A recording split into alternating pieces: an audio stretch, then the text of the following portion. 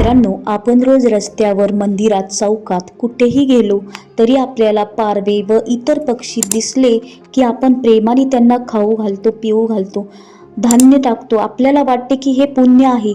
पण आता थांबा, जर मी सांगितलं की यामुळे एखाद्याचा जीवही जाऊ शकतो तर? हो मित्रांनो, ही गोष्ट आहे शीतल मानकर शिंदे या सुस्वभावी गृहिणीची. ही एक साधी, हसतमुख, सगळ्यांशी प्रेमाने वागणारी महिला. पण त्यातच आयुष्य अचानक संपलं तिचं. आणि कारण होतं ते म्हणजे तिच्या घराच्या आजूबाजूला असणारे पारवे. आता तुम्ही विचाराल की ते कसे काय? तर हो, पारवांच्या विष्ठेमध्ये जीवघेणे बॅक्टेरिया असतात. जेव्हा आपण त्यांना दाणे टाकतो तेव्हा पारवे जमतात. ते तिथेच बसतात व त्यांची विष्ठा आपल्याला घाण म्हणून आपल्या आजाराला कारणीभूत ठरते. आणि त्यांच्या विष्ठेमुळे आजूबाजूचे वातावरण हळूहळू विषरहित होते.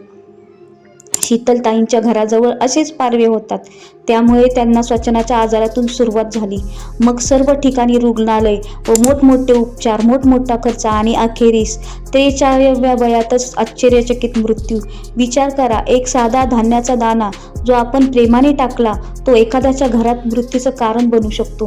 मित्रांनो, मी म्हणत नाही की दया करू नका, पण अंध दया जी इतरांचं नुकसान करते ते पुण्य नव्हे. आपण दया करा, पण योग्य पद्धत वापरा. पक्ष्यासाठी दूर गर्दीपासून बर्ड फीडर वापरा.